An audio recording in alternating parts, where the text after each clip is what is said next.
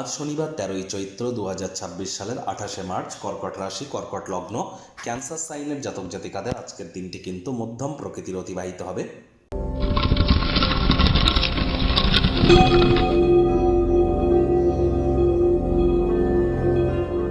ভিডিওটির শুরুতেই স্ক্রিনে আপনারা দেখতে পাচ্ছেন শনি মহারাজের বীজ মন্ত্র ওম প্রাং প্রিং প্রং স শানিশ্চারায় নমঃ।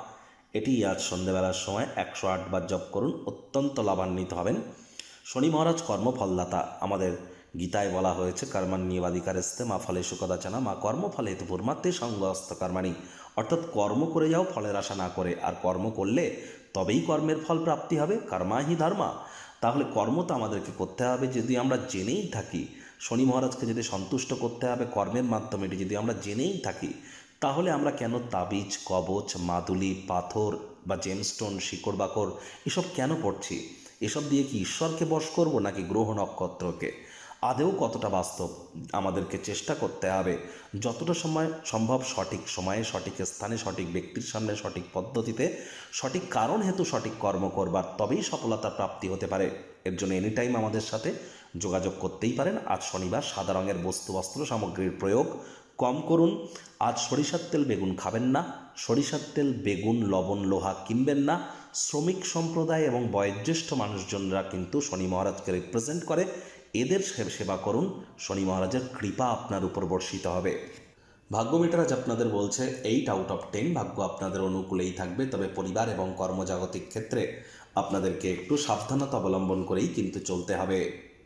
আজ কায়িক পরিশ্রম হলেও শরীর মনে সতেজতা এবং তরতাজাই আপনারা অনুভব করবেন।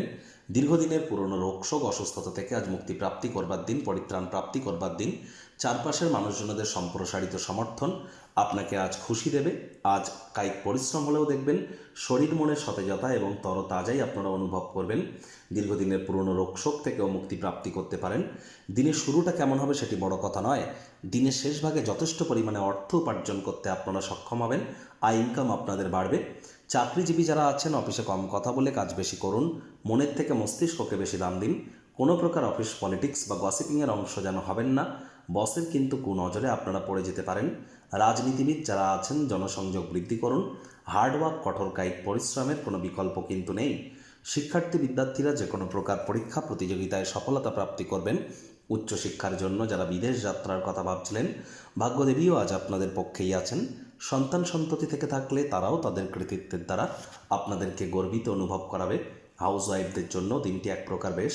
প্রেমিক প্রেমিকা স্বামী স্ত্রী দিনটিকে যতটা সম্ভব রোম্যান্টিক করে তোলা যায় সেই প্রচেষ্টাই আপনাদের করা উচিত। আজ আপনি সবার থেকে দূরে সরে গিয়ে অবসরকালীন সময়ে মন্দির, মসজিদ, গুরুদ্বারা ভ্রমণ করুন। আধ্যাত্মিক কর্তাকর্ত্রীদের সংস্পর্শে যান। অতিরিক্ত মেন্টাল রিলিফ আপনারা প্রাপ্তি করবেন। আজ পরিবার পরিজনদের প্রতি সকল প্রকার দায়িত্ব পালন করুন। আজ চেষ্টা করুন একে অপরের প্রতি কাছের মানুষজনদের ক্ষেত্রে যদি কোনো দৃষ্টিভঙ্গি থেকে থাকে সেটি প্রকাশ্যে আনবেন না, অন্যথায় আপনার মানহানি সম্মানহানি কিন্তু হতেই পারে। শত্রুপক্ষ বিরোধী পক্ষ খুব একটি শক্তিশালী থাকছে না।